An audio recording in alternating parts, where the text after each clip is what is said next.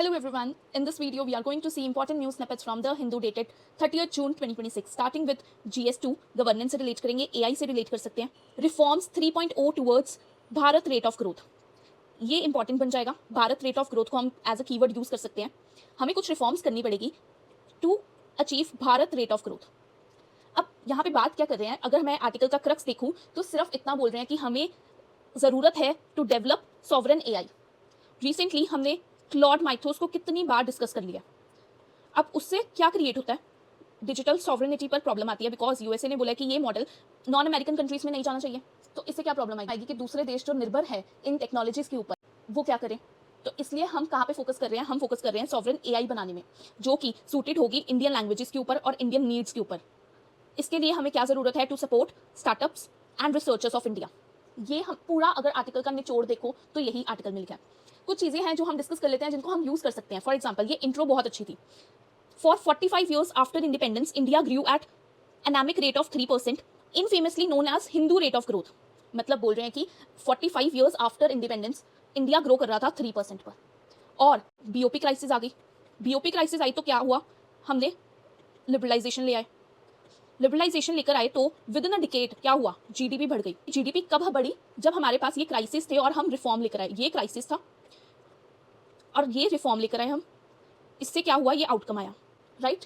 तो हमने लेसन क्या सीखा, crisis breeds reform, reform breeds exponential outcomes. ये इंट्रो भी यूज कर सकते हैं हम. कहीं पे कोई ग्रोथ की बात आ रही है, इंडिया कैसे ग्रो कर रहा है, तो उस वाले पे कर सकते हैं. एग्जाम्पल कोट कर सकते हैं हम ऐसे में, जब हमने बताना है कि पहले क्राइसिस आते हैं तो उसमें हमें हारना नहीं चाहिए, क्योंकि हमारी रियल लाइफ में भी ऐसे ही होना चाहिए. अगर क्राइसिस आते हैं कोई भी तो कुछ गलतियां होंगी, गलतियों को रिफॉर्म करो और उसके बाद देखो आउटकम्स आते हैं कि नहीं आते.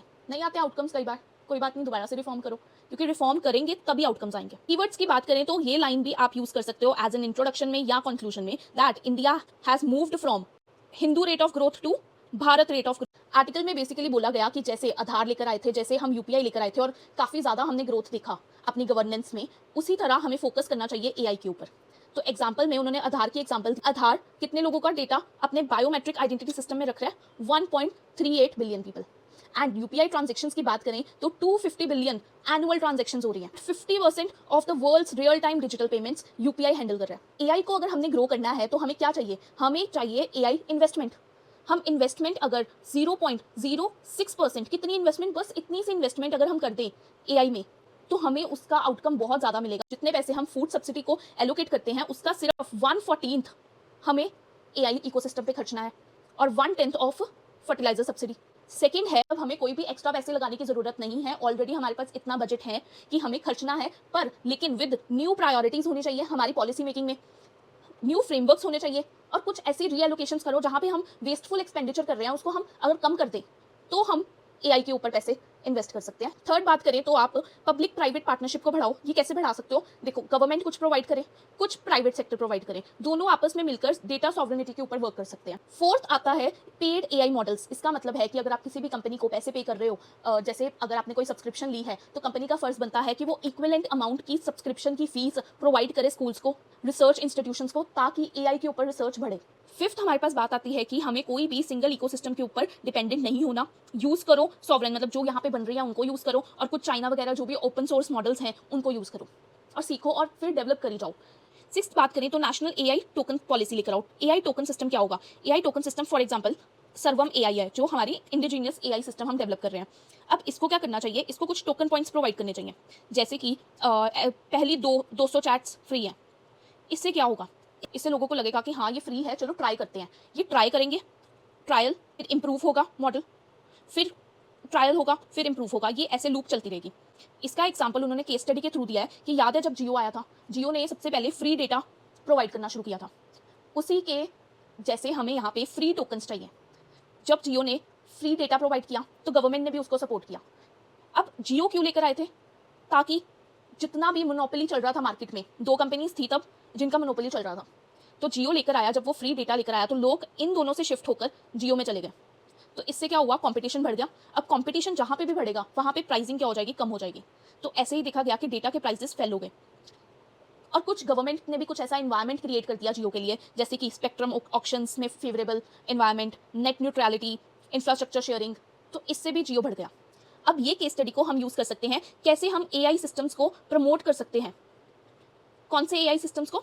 इंडिजिनियस एआई सिस्टम्स को हम कैसे प्रमोट कर सकते हैं? पहले लोगों को थोड़ी सी आदत डालो ताकि लोगों को अच्छा लगे, तभी लोग खरीदेंगे, तभी लोग इसकी तरफ अट्रैक्ट होंगे, तभी लोग बोलेंगे, डिमांड करेंगे कि हाँ हमें भी ये चीज़ चाहिए, हमें इंडियन एआई सिस्टम चाहिए। लेकिन इसमें भी कुछ इश्यूज़ हैं। इश्यूज़ ये हैं कि हम रिसर्च एंड डेवलपमेंट में बहुत कम पैसे खर्च रहे हैं, सिर्फ 0.7% ऑफ जीडीपी, वाइल चाइना कितना खर्च रहा है? 2.4%, USA 3.5% and even Israel is spending 5.4%। क्योंकि इनका इंटेलिजेंस सिस्टम इतना ज़्यादा स्ट्रॉन्ग क्यों है? ये स्पेंडिंग के कारण। दूसरी एक्सपेंडिचर्स की बात करें जैसे फर्टिलाइजर सब्सिडी, फूड सब्सिडी, उसके ऊपर तो हम एनुअली एक्सपेंडिचर बढ़ा रहे हैं, साल 11% से वो सब्सिडी की अमाउंट बढ़ी जा रही है। और थर्ड प्रॉब्लम है, अगर इंडिया एआई के ऊपर फोकस भी कर रहा है तो हमारे पास यहाँ पे मोनोपोली क्रिएट हो रही है। कौन है?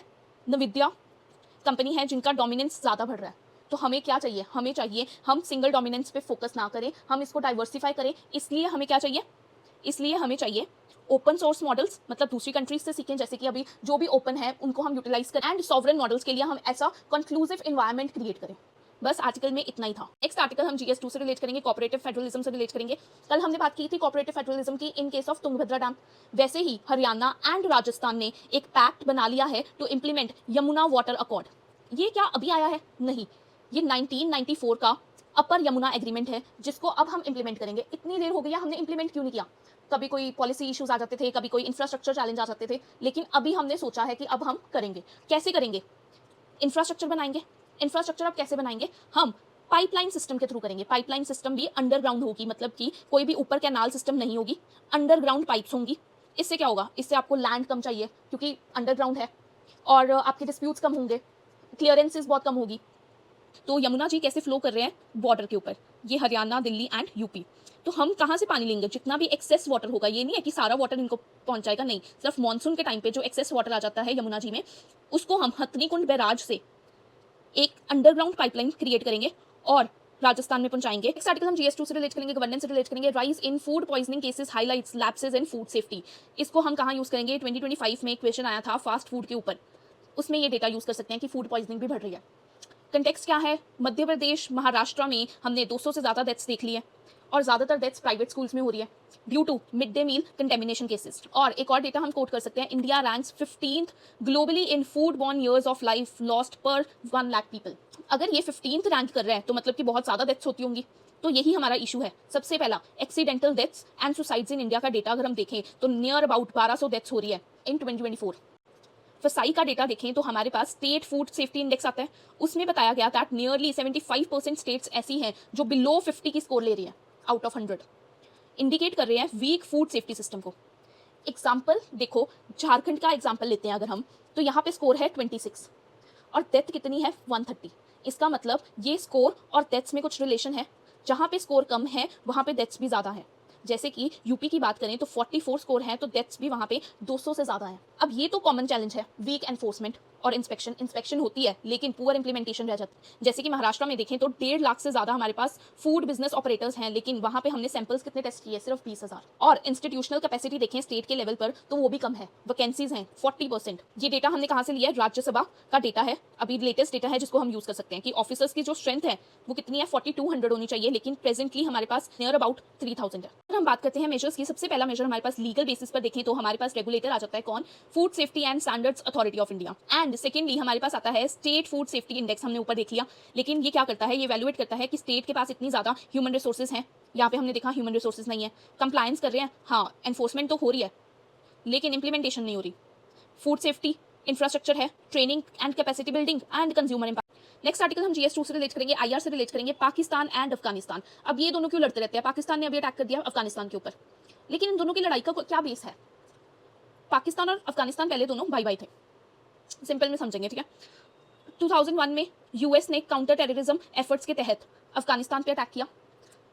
अब अगर ये दोनों भाई भाई थे तो इसको सपोर्ट नहीं करना चाहिए था, ये अटैक को नहीं सपोर्ट करना चाहिए था, लेकिन पाकिस्तान बीइंग पाकिस्तान उसने यूएसए को सपोर्ट कर दिया।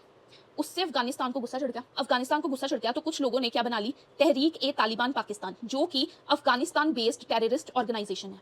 अब वो क्या करती है? वो करती है सुसाइड बॉम्बिंग्स करती है, इंसर्जेंट अटैक्स करती है, किसमें? पाकिस्तान में। सेकेंडली पाकिस्तान और अफगानिस्तान में कंटेंशंस तब बढ़ गई जब पाकिस्तान ने एक कैंपेन के तहत 1 मिलियन से ज़्यादा रिफ्यूजीज को वापस भेज दिया। अब ये सब कुछ चल रहा है, ये दोनों आपस में लड़ रहे हैं, इससे अब इम्पैक्ट क्या बढ़ेगा? इम्पैक्ट रीजनल स्टेबिलिटी के ऊपर पड़ेगा, टेररिज्म पे पड़ेगा, इकोनॉमिक डेवलपमेंट पे पड़ेगा। इंडिया और पाकिस्तान की बात करें तो जब से हमने अफगानिस्तान के साथ थोड़े से रिलेशन बिल्ड करना शुरू किए हैं, तो पाकिस्तान को लगता है कि ये जो टेररिस्ट ऑर्गेनाइजेशन है या फिर जो भी ये अटैक्स होते हैं, जो भी पाकिस्तान के खिलाफ अफगानिस्तान में चल रहा है, वो इंडिया के कारण चल रहा है। एक जगह जब इंडिया और अफगानिस्तान की अच्छे रिलेशंस हुए, उसी टाइम पे अफगानिस्तान और पाकिस्तान के रिलेशंस खराब होना शुरू हो गए। पर इम्पैक्ट क्या है कि अब ये फिर से एक राइट मूवमेंट बन गया है for USA to intervene. Next article हम GS3 से रिलेट करेंगे, इंटरनल सिक्योरिटी से रिलेट करेंगे, डिफेंस से रिलेट करेंगे। इसमें हम बात करेंगे preparing India for China's missile challenge, मतलब कि चाइना के पास बहुत स्ट्रॉन्ग मिसाइल सिस्टम्स हैं, तो इंडिया को क्या करना चाहिए। कंटेक्स्ट में देखें तो मिसाइल्स के कारण वॉरफेयर चेंज हो रहा है। अभी अगर हम वॉरफेयर देखें, ये क्वेश्चन बन सकता है कि डिफरेंट काइंड्स ऑफ वॉरफेयर क्या क्या चल रहे हैं, तो अब ये मिसाइल्स वॉरफेयर भी चल सकता है। मतलब कि डायरेक्ट हम बॉर्डर टू बॉर्डर लड़ने की बजाय हम faster long distance high impact करने के लिए मिसाइल्स छोड़ दें। इससे क्या होगा, इंफ्रास्ट्रक्चर खराब हो जाएगा और डिसीजन मेकिंग के लिए हमारे पास टाइम ही नहीं बचेगा। अब कोई मिसाइल हमारे ऊपर छोड़ रहा है तो हम कैसे सोचेंगे विदाउट फुल वॉर। अगर हम दोनों कंट्रीज की पॉलिसीज पर देखें तो चाइना मिसाइल्स को समझता है कि वो उससे एक वॉर क्रिएट कर सकता है, लेकिन अगर इंडिया की बात करें तो इंडिया अपनी मिसाइल्स को सिर्फ और सिर्फ एक डेटरेंस के लिए यूज करता है। बात करें चाइना की मिसाइल एडवांटेज के बारे में, तो उसके पास क्या एडवांटेज है। चाइना के पास हर तरीके की मिसाइल है। हम कन्वेंशनल की बात कर लें, हम डुअल कैपेसिटी की बात कर लें, हम हाइपरसोनिक कैपेसिटी की बात कर लें। यहाँ पे उन्होंने कुछ मिसाइल्स के नेम दिए हैं, देखो DF DF मतलब ज्यादा मिसाइल्स के नाम DF से स्टार्ट हो रहे हैं, तो वो चाइना के हैं। तो उसके पास हर तरीके के हैं, तो मतलब वो कोई भी स्ट्राइक करने में कैपेबल है। और अगर उसके पास इतने ज्यादा स्ट्रॉन्ग मिसाइल सिस्टम है तो इससे क्या होगा, इससे हमारे क्रिटिकल इंफ्रास्ट्रक्चर को हार्म पहुंच सकता है, ना केवल borders but deep Indian targets as well, जैसे कि सिटीज, इंफ्रास्ट्रक्चर। हाइपरसोनिक मिसाइल्स हैं तो कोई वार्निंग भी नहीं आएगी और हम उसको इंटरसेप्ट भी करने में टाइम लगेगा, इतनी ज्यादा स्पीड होगी। इम्पैक्ट क्या करेगा, जो हम ट्रेडिशनली सोचते हैं कि हमारे हिमालयाज हमारे एक बैरियर की तरह काम आते हैं, मिसाइल्स आ गई तो वो बैरियर लूज हो गया। इंडिया के पास दोनों फ्रंट पे है, बॉर्डर पे भी चाइना है और इंटरनल मिसाइल भी चाइना कर सकता है। अब हमने बात कर ली कि चाइना के पास क्या एडवांटेज है, लेकिन फिर इंडिया के पास क्या डिसएडवांटेज है, क्या वल्नरेबिलिटीज हैं। इंडिया की जितनी भी मिसाइल सिस्टम्स हैं वो अंडर डेवलपमेंट स्टेज पर है। कैसे, हमारी जो रेंज डाइवर्सिटी हमारे पास बहुत कम है, inventory size, real time targeting capabilities बहुत कम। इंपॉर्टेंट सिस्टम्स की बात करें जैसे अग्नि सीरीज, निर्भय, ब्रह्मोस वेरिएंट्स, ये अभी भी फुली इंटीग्रेटेड नहीं है कन्वेंशनल स्ट्राइक फ्रेमवर्क में। हाइपरसोनिक मिसाइल्स की बात करें तो वो भी अभी डेवलपमेंटल स्टेज पे है। और डिफेंस इंडस्ट्रियल चैलेंजेस की बात करें तो हमारे पास एडवांस्ड प्रोपल्शन सिस्टम्स नहीं है, हाई ग्रेड मटेरियल्स नहीं है, प्रिसीजन मिसाइल कंपोनेंट्स नहीं है। मिसाइल प्रोग्राम्स की बात करें तो वो कॉस्ट ओवररन हो जाता है, डिले हो जाता है और कई बार फेलियर्स हो जाते हैं। और प्राइवेट सेक्टर पार्टिसिपेशन नहीं है, very important, we need this, क्योंकि हमें चाहिए, उनका माइंड चाहिए हमें। नेक्स्ट हमारे पास वे फॉरवर्ड क्या है, सबसे इंपॉर्टेंट है इंडियन रॉकेट फोर्स बना दो, जैसे कि आर्मी है, नेवी है, एयरफोर्स है हमारे पास। अब ये लोग अपने अपने काम में हैं, तो हमारे पास एक डेडिकेटेड काम, मतलब कि रॉकेट्स को लॉन्च करने के लिए फोर्स होनी चाहिए, ताकि हमारा जो रिस्पॉन्स डिले ना हो। ये हमें हेल्प कैसे करेगी, to target strategic assets in Tibet and China, degrading Chinese road, क्योंकि ये मिसाइल से क्या होता है, मिसाइल से हम क्रिटिकल इंफ्रास्ट्रक्चर के ऊपर फोकस कर रहे हैं, तो हमारे पास भी होगी, तो फिर चाइना को डर लगेगा कि अगर हमने छोड़ दी तो ये भी छोड़ सकते हैं, कहीं से भी छोड़ सकते हैं, क्योंकि अब हमारे पास क्या आ जाएगा, Indian rocket force, dedicated force आ जाएगी, तो ये सारी चीजों को मैनेज कर सकती है। इंडियन रॉकेट फोर्स को हम किसके अंडर काम करवाएं, चीफ ऑफ डिफेंस स्टाफ के अंदर। डॉक्ट्राइन में रिफॉर्म लेकर आओ, काउंटर वैल्यू स्ट्राइक्स ऑप्शंस लेकर आओ, इंडिजिनियस R&D पे फोकस करो, सर्विलेंस पे काम करो, इंटेलिजेंस पे काम करो। अब जब तक ये फोर्स नहीं बनती है मिसाइल्स के लिए, तब तक हमारे एयर बेसिस बहुत स्ट्रॉन्ग होने चाहिए, मिलिट्री इंफ्रास्ट्रक्चर स्ट्रॉन्ग होना चाहिए। ऑप्टिमाइज करो एयर डिफेंस डिप्लॉयमेंट्स को। नेक्स्ट आर्टिकल आता है, सिप्री की रिपोर्ट ने बताया है दैट इंडिया के पास स्टॉक पाइल में, मतलब इन्वेंट्री में हमारे पास 190 न्यूक्लियर वॉर हेड्स हैं, मतलब बॉम्ब्स हैं, लेकिन उनमें से 12 बॉम्ब्स ऐसे हैं, ऐसे न्यूक्लियर हेड्स हैं जो हमने ऑपरेशनली डिप्लॉय कर दिया है। ऑपरेशनली डिप्लॉय का मतलब है मिलिट्री फोर्सेस एक्टिवली उसको यूज कर सकते हैं, वो रेडी टू यूज है, वो ऑलरेडी डिलीवरी सिस्टम्स के ऊपर लगे हुए हैं। क्या इससे कोई प्रॉब्लम आएगी, नहीं, तब तक प्रॉब्लम नहीं आएगी जब तक इंडिया की न्यूक्लियर पॉलिसी है, क्योंकि इंडिया की न्यूक्लियर पॉलिसी में लिखा है नो फर्स्ट यूज, हम पहले अटैक नहीं करेंगे, लेकिन अगर आपने हमारे ऊपर पहले अटैक कर दिया, हमारे पास सेकेंड स्ट्राइक कैपेबिलिटी है, हम इतनी पावर रखते हैं कि आपको डिस्ट्रॉय कर देंगे, तो फिर एनिमी पहले ही नहीं अटैक करेगा, ये सोच के। सेकेंड है क्रेडिबल मिनिमम डेटरेंस, हमारे पास उतनी ही चीजें हैं जिससे हम डेटरेंस क्रिएट कर सके, ऐसे एक्सेस में हमारे पास कुछ नहीं है, ठीक है। और थर्ड बात करें तो हमारे पास, इंडिया के पास न्यूक्लियर सिर्फ और सिर्फ लैंड पर नहीं है, हमारे पास लैंड पे है मिसाइल्स, एयर में है एयरक्राफ्ट, सी में है सबमरीन्स। इंडिया को फिर चाहिए क्यों, ये तो वैसे कॉमन सेंस की बात है, हमारे नेबर्स ऐसे हैं कि हमें चाहिए, जैसे कि पाकिस्तान और जैसे चाइना। आर्टिकल GS3 से रिलेट करेंगे, बैंकिंग से रिलेट करेंगे, RBI new scam compensation framework 2027। Context क्या है, rise of digital frauds, social engineering scams. Social engineering scams क्या है, साइकोलॉजिकल मैनिपुलेशन करना। क्या हमारे पास पहले भी कोई फ्रेमवर्क था, हाँ फ्रेमवर्क हमारे पास था, लेकिन उसमें सिर्फ कवर था कि अगर आपका अकाउंट हैक हो जाता है तब आपको कंपनसेशन प्रोवाइड की जाएगी, लेकिन अब हमने चेंज कर दिया है, अब हमने कवर कर रहे हैं फ्रॉडलेंट इलेक्ट्रॉनिक बैंकिंग ट्रांजेक्शन्स को, ये कीवर्ड है हमारे पास। इसमें अब हम क्या क्या कवर करेंगे, हम सारे स्कैम्स जो हो रहे हैं अभी आजकल उनको कवर करेंगे, लेकिन कुछ कंडीशंस के साथ। ये सबसे पहली कंडीशन आती है एलिजिबिलिटी फॉर कंपेंसेशन। कौन कौन एलिजिबल होगा? वो लोग होंगे जिनका थर्ड पार्टी ब्रीच हुआ, डेटा क्रेडेंशियल थेफ्ट हुआ है, एंड कोई जबरदस्ती आपको ट्रांजेक्शन करने के लिए बोला गया और बैंक की कोई नेग्लिजेंस हो गई है। लेकिन हर कोई नहीं इसमें आएगा। वो कस्टमर्स को कंपेंसेशन नहीं मिलेगी जिन्होंने इग्नोर कर दिया फ्रॉड अलर्ट्स। जैसे आपके फ़ोन में आता है सस्पेक्टेड स्पैम, आपने उठा लिया, फिर भी अब वो आपकी गलती है। शेयरिंग क्रेडेंशियल नोइंगली, आपको पता है कि ये फ्रॉड कर रहा है, फिर भी आप कर रहे हो क्योंकि आपको लगता है कि आपको कंपेंसेशन मिल जाएगी। नॉट अपडेटिंग मोबाइल और ईमेल, आपको बार बार बोला जा रहा है कि इस अकाउंट का जो ईमेल पासवर्ड है वो बहुत वीक है, चेंज करो, आप नहीं कर, फिर इसमें बैंक की कोई गलती नहीं होगी, ये आपके ऊपर ही होगा। रिपोर्टिंग मैकेनिज्म की बात करें तो आपको किसको रिपोर्ट करना है? आपको बैंक को रिपोर्ट करना है या फिर साइबर हेल्पलाइन पे करना है 1930 नंबर पे कॉल करके। टाइमलाइन की बात करें तो पहले क्या होता था, विद इन 3 डेज आपको इन्फॉर्म करना पड़ता था बैंक को, लेकिन अब हमने उसको बढ़ाकर कितना कर दिया, 5 डेज। कंपेंसेशन का स्ट्रक्चर देखें तो मैक्सिमम आपको सिर्फ 25,000 तक ही मिलेगा, ठीक है, और वो भी आपको one time life time compensation मिलेगी। रेजोल्यूशन की बात करें तो डोमेस्टिक कंप्लेंट्स को विद इन 45 डेज और इंटरनेशनल को विद इन 60 डेज आपको रिजॉल्व करना होगा।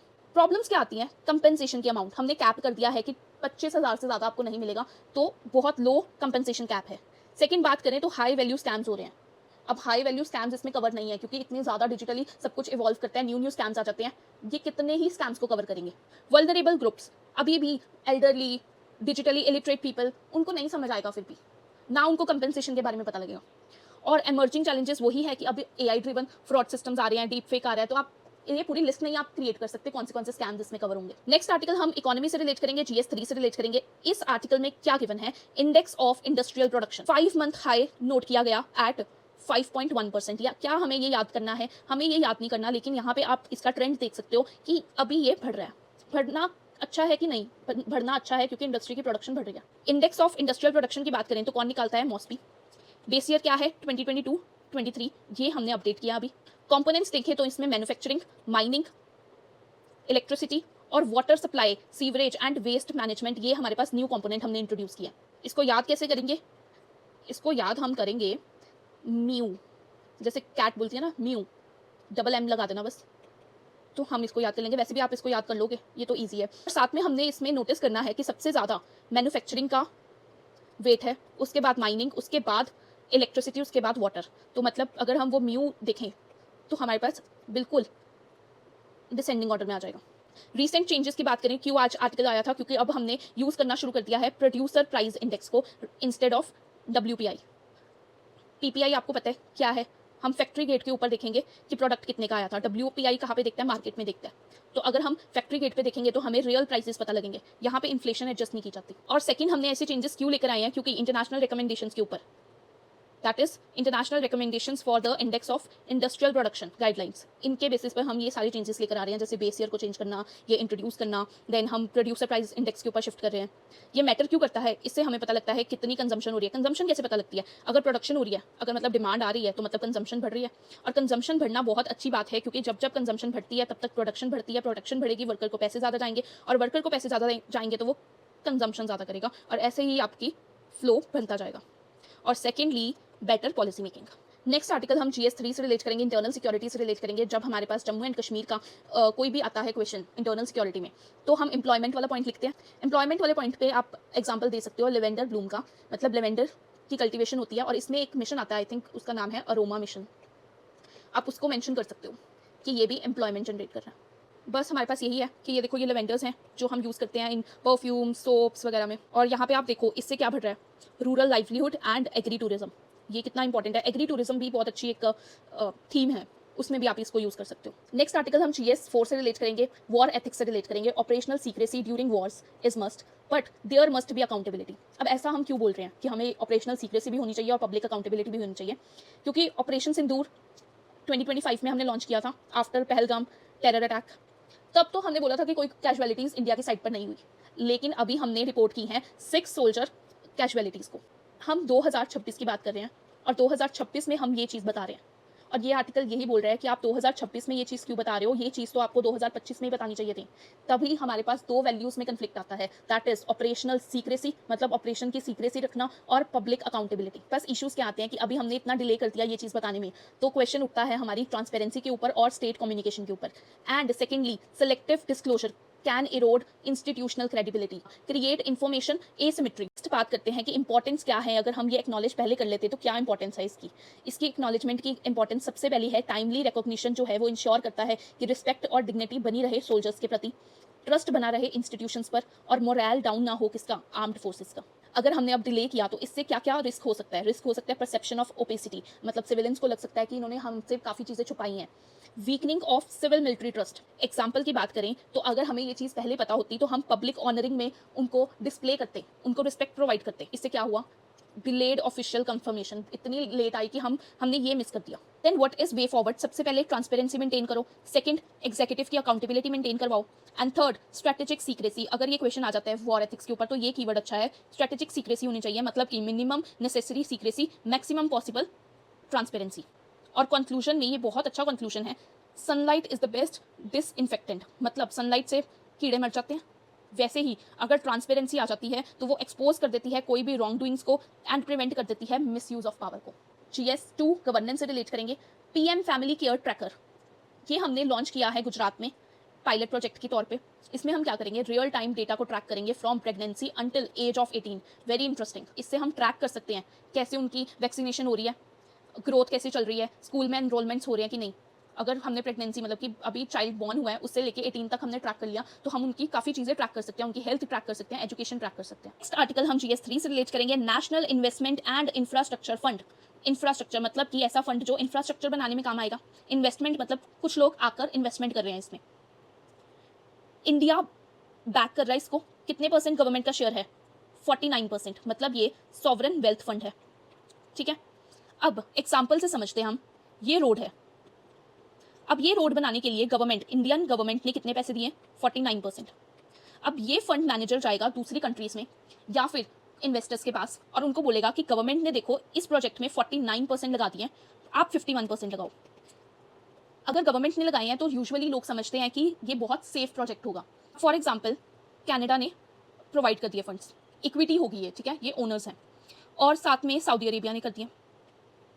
अब क्या होगा, अब ये रोड बनाएगा कौन, रोड बनाएगा national investment and infrastructure fund manager, क्योंकि पैसे अब उसके पास चले गए सारे, अब वो रोड्स बनाएगा, इंजीनियरिंग करेगा, सब कुछ करेगा। अब ये रोड तैयार हो गई, अब हमने यहाँ पे लगा दिया टोल। अब सबसे पहले जितनी भी कॉस्ट लगी है ये रोड बनाने में वो इस टोल से कवर होगी, अब वो कवर होगी। अब उसके ऊपर जितने पैसे आए वो प्रॉफिट है, अब वो जो प्रॉफिट आया जिस जिस रेशो में सबने पैसे लगाए हैं उस रेशो में सबको प्रॉफिट मिल जाएगा। अब कुछ साल गवर्नमेंट ने ऑपरेट करने के बाद ये रोड को सेल कर दिया किसी और को, या ये टोल प्लाजा सेल कर दिया किसी और को, तो अब हमारे पास ये सेल के ऊपर जो हमने सेल कर दी, इसके ऊपर जो हमारे पास पैसे आए वो पैसे अब सब में डिस्ट्रीब्यूट हो जाएंगे एज पर देयर शेयर। बस ये फंड यही है। हमने देख लिया कि it is design to attract international and domestic money into the country's infrastructure sector. हमने इंफ्रास्ट्रक्चर को बूस्ट करना है, उसके लिए हम ये फंड लेकर आए हैं। अब इसको कहाँ यूज़ कर सकते हैं, GS3 में जब हमारे पास इंफ्रास्ट्रक्चर का पॉइंट आता है तो उसमें हम इसको यूज़ कर सकते हैं कि क्या क्या हम बूस्ट करने के लिए कर रहे हैं। हम ये कर रहे हैं, जैसे हम PM गति शक्ति कर रहे हैं वैसे ही हम ये भी कर रहे हैं। आर्टिकल आता है GS3 से इंटरनल सिक्योरिटी से रिलेट करेंगे, और ये वाला जो आर्टिकल है ये ड्रग अब्यूज़ के ऊपर है, और ड्रग ट्रैफिकिंग की एक वीडियो जो मैंने बनाई थी, आई थिंक ऑलमोस्ट सारा सेम आर्टिकल इसी के ऊपर है। नेक्स्ट हम बात करेंगे इन्वायरमेंट से, तो हमारे पास आर्टिकल आता है radio tagged white rumped vulture, जिसकी डेथ हो जाती है इलेक्ट्रिसिटी लाइन्स के साथ टकराने से। अब इसमें हमने क्या याद करना है, सबसे पहले इंडिया में कितनी स्पीशीज पाई जाती हैं, 9 पाई जाती हैं, ठीक है। उनमें से कुछ हमारे पास क्रिटिकली एंडेंजर्ड है और नियर थ्रेटेंड है और लीस्ट कंसर्न है, मतलब वल्नरेबल तो कोई नहीं है। और सेकंड चीज़ जो हमने आर्टिकल से देखनी है वो है मुदुमलाई टाइगर रिजर्व, इसकी आप लोकेशन देख सकते हो। तदोबा अंधेरी टाइगर रिजर्व की भी आप लोकेशन देख सकते हो, ये यहाँ से फ्लाई करके यहाँ पे तमिलनाडु में आ गई थी और अब इसकी डेथ हो गई है, ठीक है। सबसे पहले वाइट रम्प्ड वल्चर हम देखते हैं, उसकी कुछ फीचर्स। पहला फीचर है ओल्ड वर्ल्ड वल्चर है, मतलब कि नेटिव है south and south east Asia की। सेकंड फीचर है क्रिटिकली एंडेंजर्ड है। थर्ड फीचर हमारे पास साइंटिफिक नेम आ जाता है और इसके नेम में आता है बंगाल। और फोर्थ फीचर हमारे पास इसकी फिजिकल फीचर है, वो हम देखते हैं। इस पिक्चर में इस वल्चर का कलर क्या है, ब्लैक, इसका मतलब कि ये एडल्ट वल्चर है, ठीक है। ब्लैक कलर किससे एसोसिएटेड है, जितना डार्क कलर होगा उससे पता लग जाएगा कि वो एडल्ट वल्चर है। सेकेंड चीज़ जो हमें देखनी है, इसके नेक के अराउंड आप देखोगे तो कुछ रफ बना हुआ है, ठीक है। और थर्ड चीज़ जो हमें देखनी है, उसके विंग्स, इंटरनल विंग्स देखो आप तो वाइट कलर के है और इसका नाम क्या है, वाइट रम्ड, मतलब कि अंदर इसके वाइट कलर है विंग्स के अंदर। नेक्स्ट चीज़ हमें देखनी है कि रेडियो टैगिंग क्या होता है, छोटा सा डिवाइस होता है जो एक एनिमल के अंदर लगा देते हैं और वो सिग्नल्स प्रोवाइड करता है। इसी आर्टिकल में नेक्स्ट चीज़ की बनती है बॉम्बे नेचुरल हिस्ट्री सोसाइटी, ये 1883 में बनाई गई थी। तो आप पूछ लेंगे कि आफ्टर इंडिपेंडेंस, नहीं, ये 1883 में बनाई थी।